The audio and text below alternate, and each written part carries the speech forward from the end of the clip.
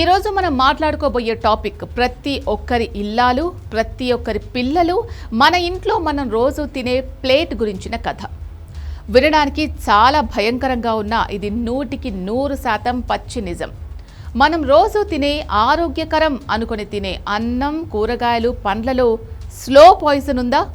విదేశాల్లో, ముఖ్యంగా యూరప్ దేశాల్లో ఏ కెమికల్స్ వాడితే మనుషులు చనిపోతారని బ్యాన్ చేశారో అవే ప్రమాదకరమైన క్యాన్సర్ కారక కెమికల్స్ మన దేశంలోని పొలాల్లో విచ్చలవిడిగా వాడుతున్నారా? మన పంటలను యూరప్ దేశాలు విషపూరితమైనవి అని తిరస్కరిస్తుంటే అవే పంటలను మనం రోజు మన ప్లేట్లలో వడ్డించుకొని తింటున్నామా? ప్రపంచ ఆరోగ్య సంస్థ హెచ్చరిస్తున్నా సరే మన దేశంలో ఈ ఘోరం ఎందుకు సాగుతోంది? అసలు మన ప్రాణాలను బలి తీసుకుంటున్న ఆ టాప్ 4 ప్రమాదకరమైన కెమికల్స్ ఏంటో ఈ వీడియోలో చూద్దాం.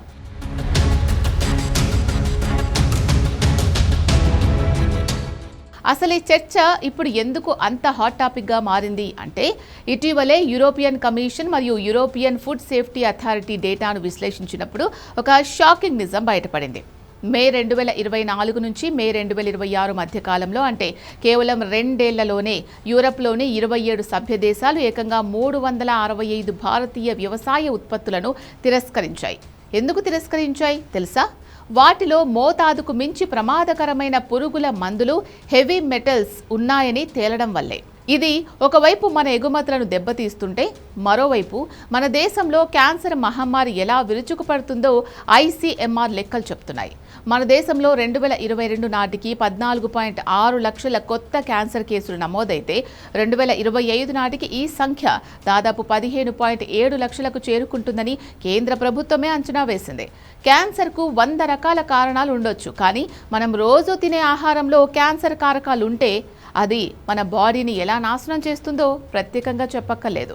ఇప్పుడు మనం ఆ 4 ప్రమాదకరమైన కెమికల్స్ కథ ఏంటో చూద్దాం.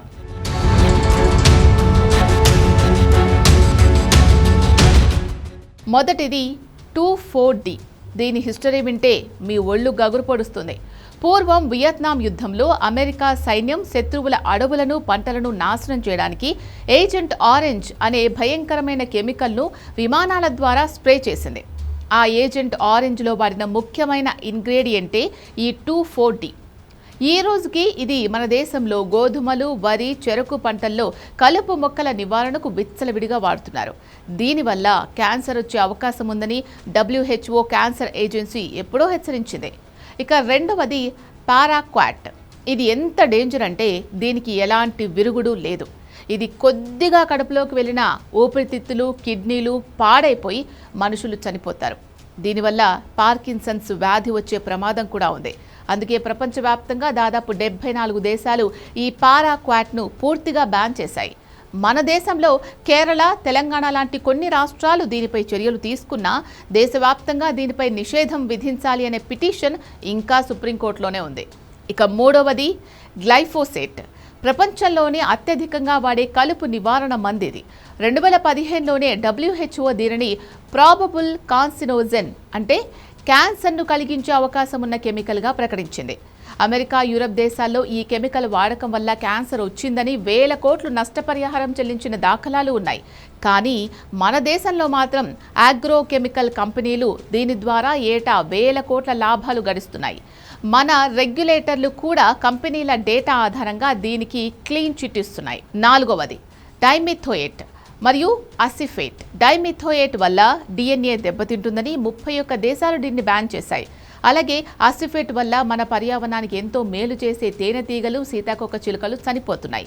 తేనెటీగలు తగ్గితే పరాగ సంపర్కం జరగక రాబోయే రోజుల్లో పంటల దిగుబడి పడిపోయి పెద్ద ఆహార సంక్షోభం వచ్చే ప్రమాదం ఉందని సైంటిస్టులు నెత్తి నోరు బాదుకుంటున్నారు. అయినా సరే మన పొలాల్లో ఇవి ఇంకా వాడుకలోనే ఉన్నాయి.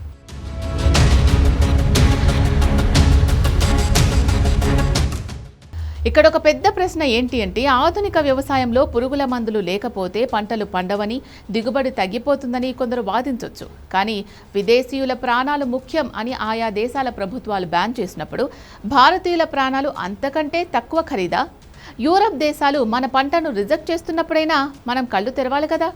మన పాలసీ మేకర్లు ఇప్పటికైనా శాస్త్రీయంగా ఆలోచించి ఈ పాతకాలపు విషపూరిత కెమికల్స్ స్థానంలో పర్యావరణానికి మనుషులకు హాని చేయని సురక్షితమైన ప్రత్యామ్నాయాలను రైతులకు అందుబాటులోకి తీసుకురావాలి.